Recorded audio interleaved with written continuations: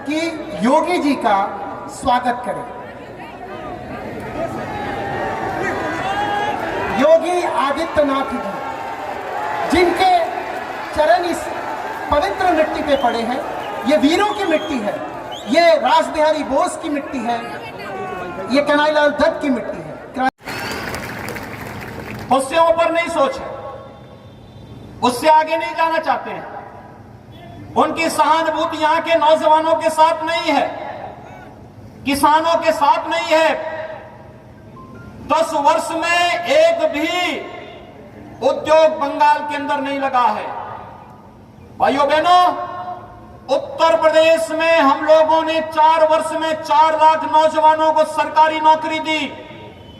1.5 करोड़ नौजवानों को जो निजी निवेश उत्तर प्रदेश के अंदर करवाया गया उसमें नौकरी दी, और लाखों नौजवानों को अन्य रोजगार उपलब्ध करवाने का कार्य किया गया। यह काम बंगाल के अंदर भी हो सकता था। बंगाल के नौजवानों में बुद्धिमत्ता है। बंगाल भारत की बौद्धिक संपदा का केंद्र बिंदु रहा है। भारत को राष्ट्रगान और राष्ट्रगीत देने वाला बंगाल, क्रांतिकारियों की एक फौज देने वाला बंगाल, आध्यात्मिक गुरुओं की परंपरा को आगे बढ़ाने वाला बंगाल, आज हिंसा, अराजकता, भ्रष्टाचार की चपेट में क्यों आया है? ये चुनाव इसके लिए हमें सोचने के लिए मजबूर करता है। और इसलिए भाइयों बहनों, परिवर्तन आज की आवश्यकता है। बंगाल के अंदर परिवर्तन आज की आवश्यकता है, और इस आवश्यकता के लिए आप सबका आह्वान करने के लिए मैं स्वयं इस चंदन नगर में आपके बीच में उपस्थित हुआ हूं। यहां की पवित्र जगदात्री पूजा का अनुष्ठान विश्वविख्यात रहा है। यह धरती तो क्रांतिकारियों की धरती है। आदिशक्ति माता जगदात्री से जो शक्ति प्राप्त होती है, वही तो शक्ति राष्ट्रभक्ति में उपयोग होती है। और राष्ट्रभक्ति में उपयोग होने वाली वह शक्ति, उसका केंद्र बिंदु है चंदन नगर, जिसने अनेक क्रांतिकारियों का जन्म दिया। उन क्रांतिकारियों की ओज और तेज ने देश की स्वाधीनता आंदोलन को एक नई ऊंचाइयों तक पहुंचाया था। और अरविंद घोष ने भी अपनी आध्यात्मिक साधना के केंद्र बिंदु के रूप में इस चंदन नगर को ही चुना था। भाइयों बहनों, आप सौभाग्यशाली हैं कि इस चंदन नगर में आप सब रह रहे हैं। लेकिन चंदन नगर के बारे में मैं बांग्लादेश, पूरे बंगाल के बारे में नहीं कह रहा हूं। चंदन नगर के बारे में अगर आप देखेंगे तो यहां पे सैकड़ों वर्ष पुराने, हजारों वर्ष पुराने मंदिर हैं, आध्यात्मिक केंद्र हैं।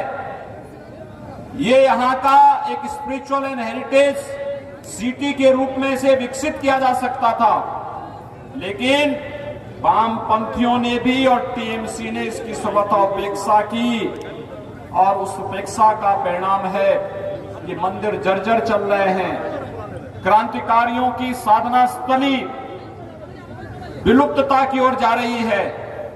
उनको चिंता नहीं थी, इसलिए भारतीय जनता पार्टी इसकी चिंता करने के लिए श्री दीपांजन गुहा को लेकर के आपके बीच आई है।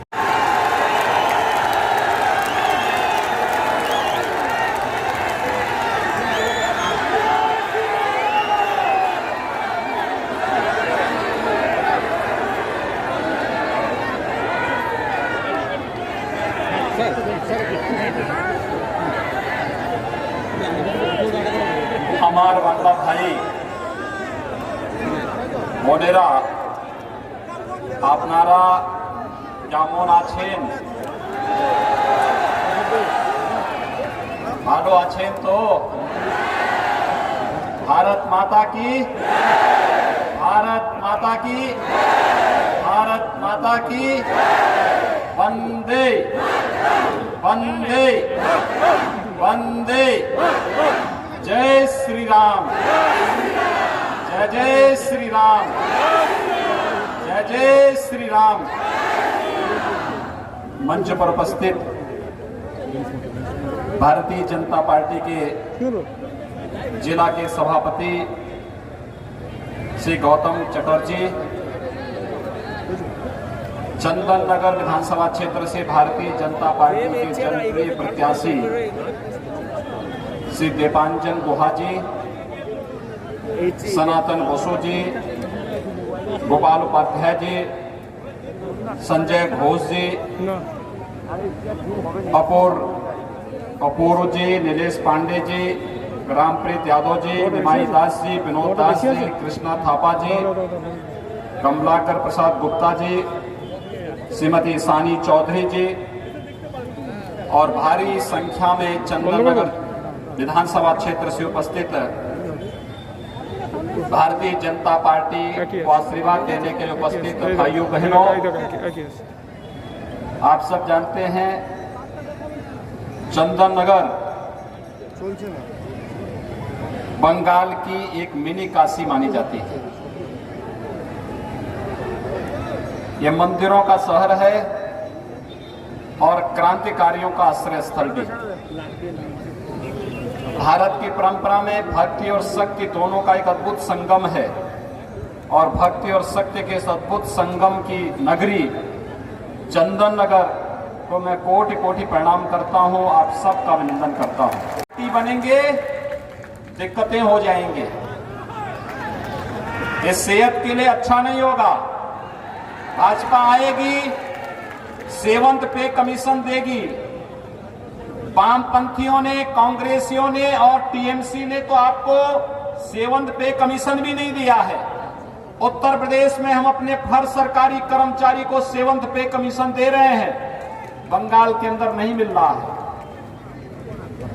इसलिए अच्छा होगा कि ये जो कुछ स्थानों पर भेदभाव की शिकायतें आ रही हैं, भाजपा के कार्यकर्ताओं के उत्पीड़न की शिकायतें आ रही हैं और कार्यक्रमों में व्यवधान पैदा करने की शिकायतें आ रही हैं, ये अच्छी स्थिति नहीं है।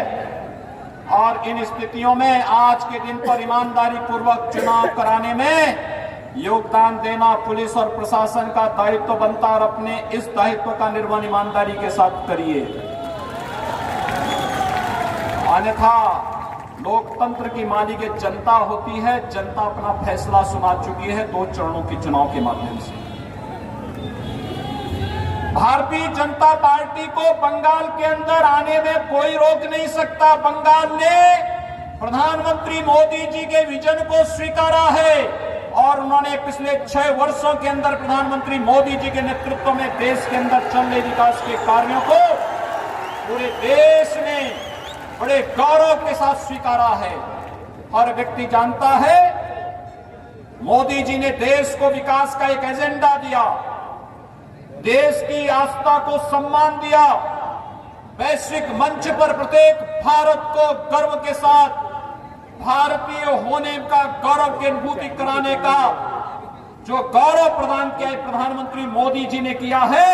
और इसमें बंगाल का हर नौजवान, हर किसान, हर माताएं बहनें आज प्रधानमंत्री मोदी जी के साथ खड़ा है और उनके विजन के अनुसार भारतीय जनता पार्टी को समर्थन करना चाहता है। आज तो ममता दीदी हार स्वीकार स्वयं ही कर चुकी है। नंदीग्राम चुनाव के दिन आपने देखा होगा, वे एक ही बूथ पे 2 घंटे बैठी रही। एक मुख्यमंत्री पद का दावेदार, सिटिंग मुख्यमंत्री एक बूथ पर 2 घंटे बैठ जाए, इसको आप क्या कहते हैं? उन्होंने अपनी हार स्वीकार कर ली। भाजपा जो कहती है सो करके दिखाती है। आपने देखा होगा बंगाल की धरती पर पैदा हुए थे डॉक्टर श्यामा प्रसाद मुखर्जी, सबसे कम उम्र में कोलकाता विश्वविद्यालय के कुलपति बने थे। 1952 में जब कांग्रेस ने देश के अंदर आतंकवाद की जड़ आर्टिकल 370 को देश के संविधान में धोखे से डालने का प्रयास किया, धोखे से डाला था, तब सबसे पहला विरोध अगर किसी ने किया था, डॉक्टर श्यामा प्रसाद मुखर्जी जी ने किया था।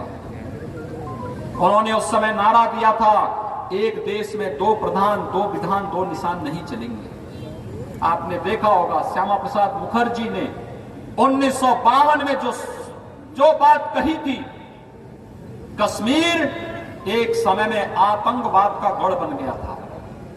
लेकिन हम सब आभारी हैं प्रधानमंत्री मोदी जी और गृह मंत्री अमित शाह जी के, जिन्होंने कश्मीर से आर्टिकल 370 को सदैव के लिए समाप्त करके एक भारत श्रेष्ठ भारत की परिकल्पना को साकार किया है।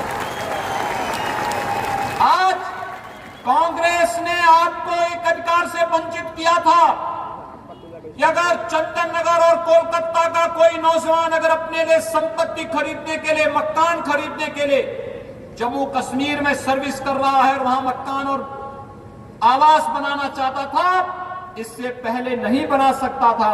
आज प्रधानमंत्री मोदी जी ने आपको अधिकार दे दिया है कि आप जाकर के जम्मू कश्मीर के अंदर भी, बंगाल का नौजवान भी जाकर के जमीन और मकान बना सकता है, खरीद के रह सकता है। दुनिया की कोई ताकत आपको रोक नहीं सकती। आज जम्मू कश्मीर में आतंकवाद और अराजकता नहीं, आज विकास तेजी के साथ वहां दौड़ रहा है। लोकतंत्र वहां पर एक बार फिर से नए विश्वास के साथ आगे बढ़ता हुआ दिखाई दे रहा है। और भाइयों बहनों, मैं लोकसभा चुनाव में भी आया था बंगाल के अंदर, और तब बंगाल के अंदर एक नारा गूंजता था। नौजवान तब कहते थे मुझसे, योगी जी क्या हुआ, रामलला हम आएंगे, मंदिर वहीं बनाएंगे, इस नारे का क्या हुआ? सब लोग ये पूछते थे। देखिए, उत्तर प्रदेश और देश के अंदर भाजपा की सरकार है, तो हम लोगों ने क्या किया, डबल इंजन की तरह गरीबों को, और वहां के उत्तर प्रदेश और जहां जहां भाजपा की सरकारें, वहां पर दोनों सरकारें मिलकर के गरीब कल्याण का काम कर रही हैं, विकास का कार्य कर रही हैं, इंफ्रास्ट्रक्चर डेवलपमेंट का काम भी कर रही हैं और आस्था का भी सम्मान दे रही हैं। यहां पर सदियों से चल रही जगदात्री माता की उपासना और पूजा को टीएमसी के गुंडों ने रुकवाने का प्रयास किया था, उन्होंने रोका था। लेकिन उत्तर प्रदेश में और केंद्र में भाजपा की सरकार है। उत्तर प्रदेश में कावड़ यात्रा को कोई रोक नहीं सकता, दुर्गा पूजा को कोई रोक नहीं सकता, रामलीलाओं की परंपराओं को कोई रोक नहीं सकता। और साथ साथ हम तो अब अयोध्या में भगवान राम का भव्य मंदिर निर्माण का कार्य भी आगे बढ़ा सकते हैं। भारत माता की वंदे मातरम। योगी आदित्यनाथ स्वागतम, योगी आदित्यनाथ स्वागतम, योगी आदित्यनाथ स्वागतम, योगी जी स्वागतम। जय श्री राम, जय श्री राम।